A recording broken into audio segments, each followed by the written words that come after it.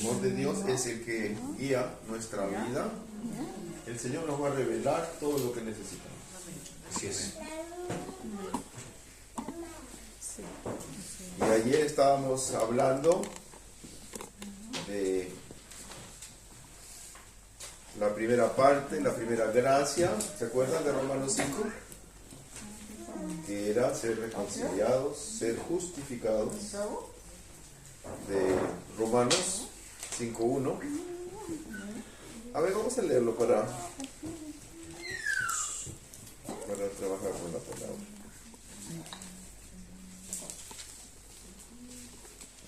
Ayer hablábamos y leíamos que dice de Romanos 5:1: justificados pues por la fe, tenemos paz para con Dios por medio de nuestro Señor Jesucristo. Es la primera gracia que tenemos por Jesucristo. Recibir perdón a nuestros pecados. Todas las canciones que hemos cantado hasta ahora se refieren a que el Señor ha dado su sangre por nosotros, para que nosotros recibamos paz con Dios, ¿no es cierto? Gran obra.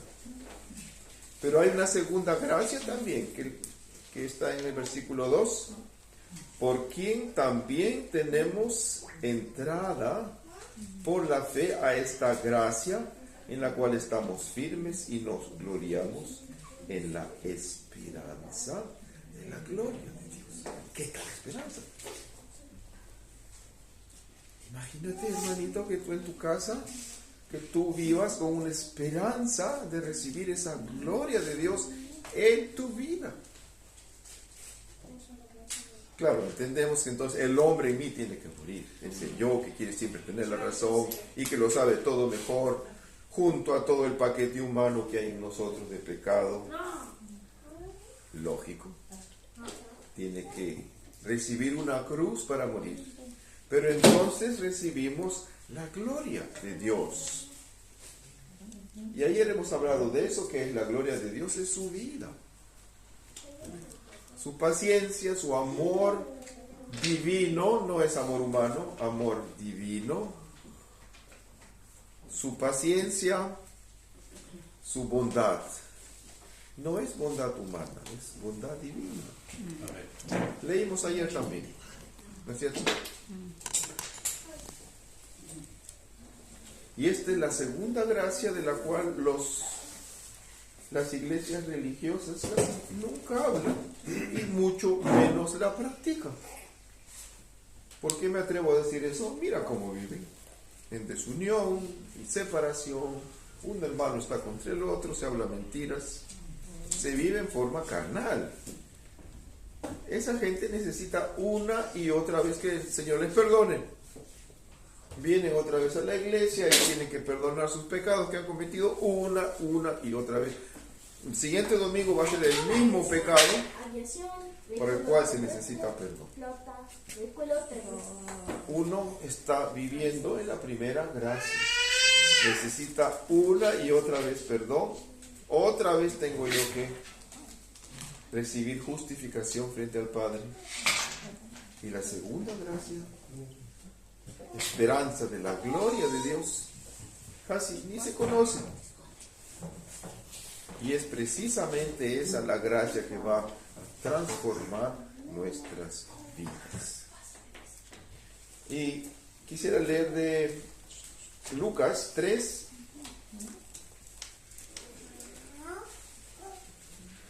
Hay una gran diferencia entre Juan el Bautista y el Señor Jesús. ¿No es cierto? Eso lo imaginamos que es así. Lucas 3. Sí. A ver qué leemos ahí. ¿Cuál era la tarea de Juan el Bautista? Leamos en Lucas 3, versículo 3. Y él fue por toda la región contigua al Jordán, predicando el bautismo del arrepentimiento para perdón de pecados. Mira, antes que el Señor Jesús entre al público, ya Juan el Bautista estaba él predicando el bautismo del arrepentimiento, bautizaba él, ¿no es cierto?, para perdón de pecados. Qué parecido a lo que hoy en día practica el mundo religioso. Una y otra vez venir a bautizarse, claro, no con agua, pero en tu corazón. Pides otra vez perdón. Te arrepientes de obras que ya estás haciendo 10 años.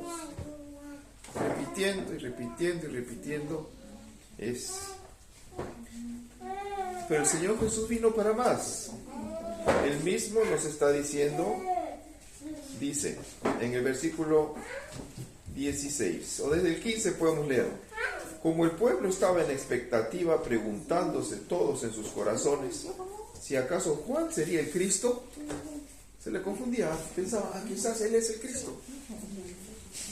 16, respondió Juan diciendo a todos: yo a la verdad os bautizo en agua, pero viene uno más poderoso que yo, de quien no soy digno de desatar la correa de su calzado. Él os bautizará en Espíritu Santo y fuego. Diferencia muy grande, muy grande. Hay quienes viven en el bautismo del agua. ¿Qué cosa purifica el agua? Purifica lo que está afuera. Tú lavas un plato con agua, purificas todo lo que está por fuera. El pecado que ha salido de tu cuerpo, pides perdón por él. Tu lengua habló algo feo, dijiste algo que no es verdad, o obras manifiestas de la carne, todo el mundo se da cuenta que eso es un pecado. Eso lo purifica el agua. Pero cuando se trata, como el Señor Jesús, de bautizar en Espíritu Santo y fuego, eso es una purificación íntegra. ¿Qué quiere decir? Que el pecado de mi carne va a ser quemado, consumido. ¿Para qué? ¿Y por qué? Porque tengo la esperanza de la gloria de Dios. ¿Quiero yo vencer el enojo? Por supuesto que quiero. ¿Qué quiero yo? En realidad yo quiero la mansedumbre. La gente puede decir y hacer lo que quiera, ponerse de pie, tratarme mal, ser injusto conmigo, pero Señor, yo quiero ser manso. Quiero aprender a responder con mansedumbre, a no irritarme de acuerdo a mi carne. Para eso tiene en mi carne que morir un pecado. Y la gran oportunidad que tienes es cuando eres tentada o tentado. Allí te encuentras con el pecado en tu interior que te quiere llevar a que abras tu boca y digas algo feo. El momento de la tentación. Esa es la tentación. El pecado de tu carne está tocando la puerta de tu corazón. Y tú tienes la posibilidad de decirle: no, pecado, no voy a hacer lo que tú quieres. Yo voy a obedecer a mi Señor Jesús, voy a callar. ¿Qué dice la palabra de Santiago? Sed lentos para la ira, sed lentos para hablar, sed prontos para oír.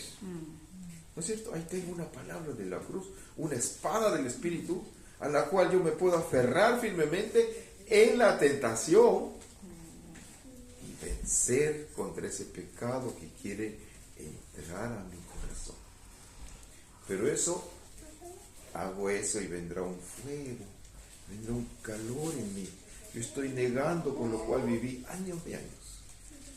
Hay un fuego en mí que está consumiendo el pecado. Se le denomina de diferentes formas. Pablo lo denominó la muerte de Jesús. Esa no es la muerte en el Calvario. Podemos, si quieren, leerlo más tarde. Esa es la muerte al pecado en mi cuerpo. El Señor Jesús fue el primer hombre sobre la tierra que empezó a hacer morir los pecados de la carne por el Espíritu. Ayer leíamos, ¿no es cierto? Él fue el primer hombre sobre la tierra que fue tentado, pero nunca pecó. ¿Por qué? Le dijo no. Y la misma posibilidad tenemos todos nosotros.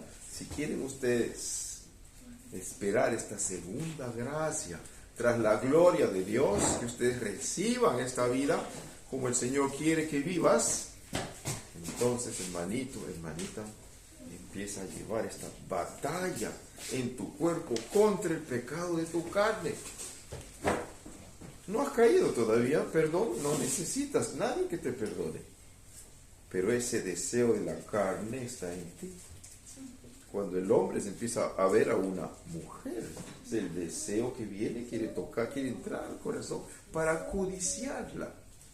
Ver a la mujer no es ningún pecado, ¿no es cierto? Pero codiciarla, eso sí es pecado. Y en tanto yo no le abrí la puerta de mi corazón a ese deseo de la carne, no he pecado. No necesito ningún perdón. Pero cuando le digo no, el Señor Jesús me ha enseñado esto y lo otro, y adulterio y fornicación y los deseos de la carne, no. Te quedas fuera de ese. Ahí en la cruz vas a morir. Entonces no pequé. Fui tentado, pero no pequé, igual que el Señor Jesús. Nosotros le llamamos tener victoria sobre el pecado, porque el pecado no me venció. Yo lo vencí a él. Con mi Señor. ¿Cómo se llama? Oh, qué buena vida, hermanos. Les quiero animar a todos que sigan al Señor en esta segunda gracia. Ahí habla Juan, gracia sobre gracia. ¿Cuántas gracias son entonces? Tú pones un libro sobre el otro. ¿Cuántos libros hay? Por favor, 2. Si tú tienes la gracia del perdón de los pecados y encima pones la gracia de la victoria sobre el pecado para llegar a la gloria de Dios. ¿Cuántas gracias son? 2, hermano. No te dejes engañar por el mundo religioso. Se están hablando solamente de una gracia todo el tiempo. Sí. No te están enseñando a entrar en el camino que el Señor abrió a través de la carne. Ni una palabra. Y si te digo, yo soy muy feliz. Y tengo una gran paz en el corazón. No solamente cuando me va bien, también cuando tengo pruebas. Y le digo, es por este motivo. Porque yo he escuchado de este camino que abrió el Señor a través de la carne, de esta segunda gracia, y me he entregado por completo a seguir a mi Señor Jesús por este camino tras sus pisadas. Bueno, leamos de Mateo me parece que 5.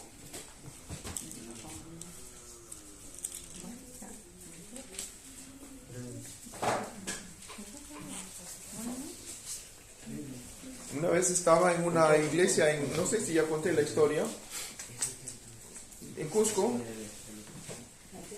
He tenido un par de años que visitaba allá diferentes personas de iglesias. Y una vez había así una reunión como esta en una casa. Y anuncié la palabra como siempre.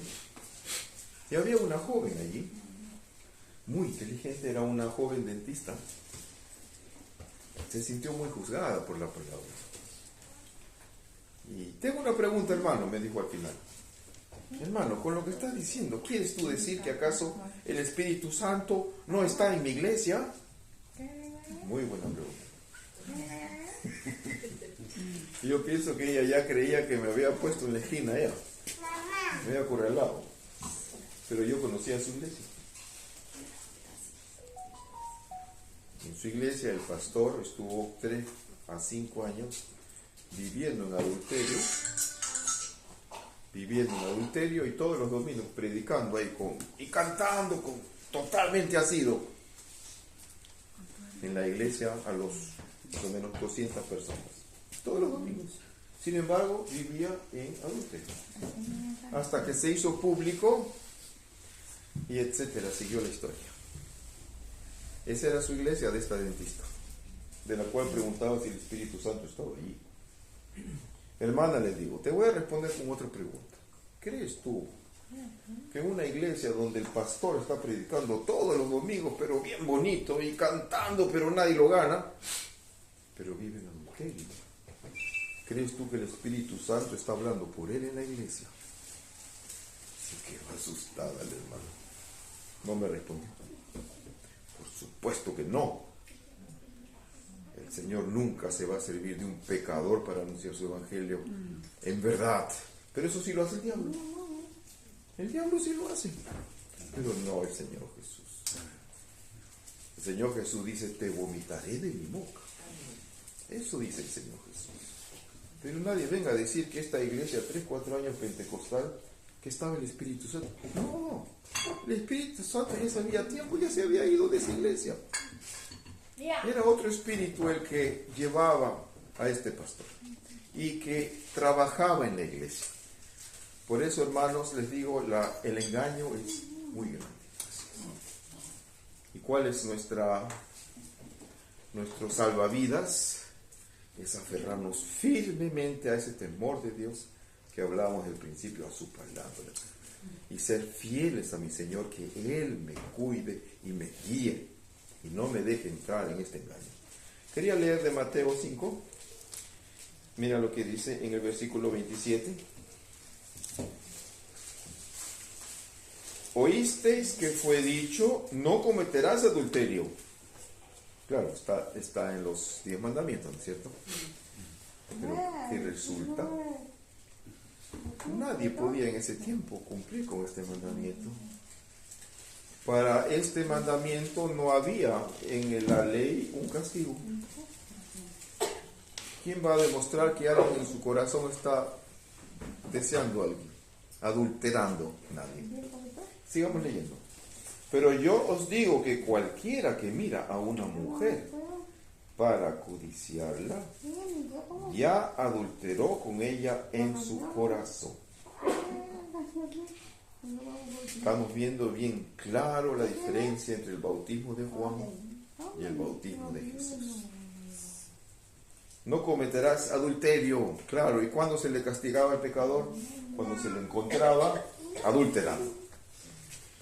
Nunca se podía en el Antiguo Testamento castigar a alguien porque está pensando adulterio. Pero el Señor Jesús nos dice, pero yo os digo que cualquiera que mira a una mujer para codiciarla, ya adulteró con ella en su corazón. Quiere decir que el Señor Jesús viene a ver la raíz del pecado dentro de tu interior. Los deseos de tu carne que están codiciando. No sabe nadie, pero tus ojitos están codiciando. Y el Señor Jesús nos dice, al que en su corazón ya está codiciando, ya es culpable de adulterio. Ahí nos enseña otra vez. Entonces Él viene con un fuego para salvarnos de ese pecado de la carne, de dentro. Y ese es el camino que Él abrió a través de la carne, para que nosotros lo sigamos y recibamos, por ejemplo, una virtud que se llama dominio propio. En otras traducciones dice castidad. Es una virtud. Qué bueno crecer en esta virtud, queridos jóvenes. Qué vida. Vencer esos deseos de la carne que causa tanta desgracia en el mundo. Cuánta familia acá también se destruye porque adulteran el hombre, generalmente el hombre, muchas veces el hombre desgraciadamente desea a otra mujer y se deja engañar. Menos la mujer también ha sucedido. Pero en Perú, estoy hablando de Perú, en Chile quizás igual, el hombre es muy débil. Aún en la iglesia, como estoy contando de este pastor, ¿no? Pero entonces lo que tenemos, hermano, es que el Señor Jesús viene con un nuevo mensaje. No se trata de estar recibiendo perdón. Tú puedes pedir perdón el domingo que deseaste una mujer toda la semana y la siguiente semana lo sigues haciendo. No, el Señor Jesús no ha venido para eso. Juan el Bautista sí. Pero el Señor Jesús ha venido con espíritu y fuego, para que en tu interior ese deseo que a Dios no le gusta, que destruye hogares, sea quemado. Mira, quisiera leer de primera carta de Pedro 4. Mira lo que dice. Ahora escuchamos a Pedro. En antes hemos escuchado a Pablo, al Señor Jesús, a Pablo y ahora a Pedro.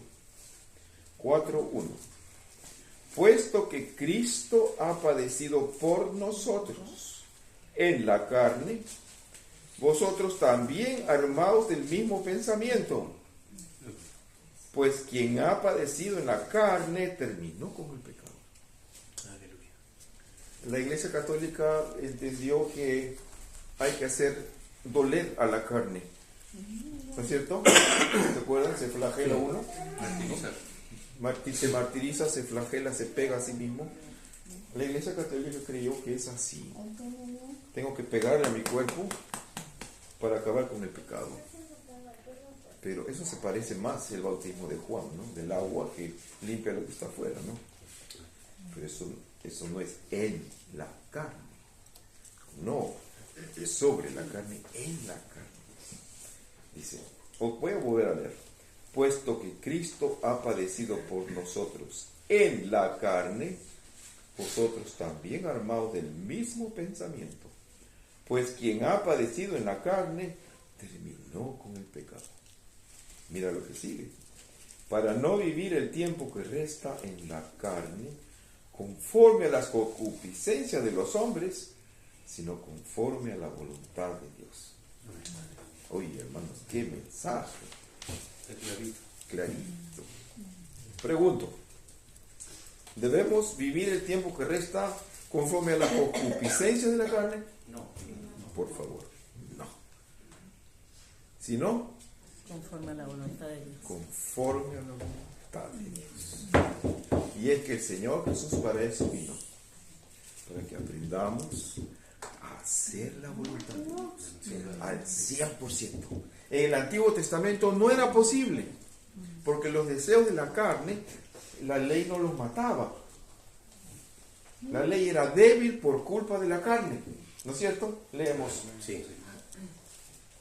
Entonces, la llave estaba para el hombre de matar el pecado en la carne. Y versículo 3.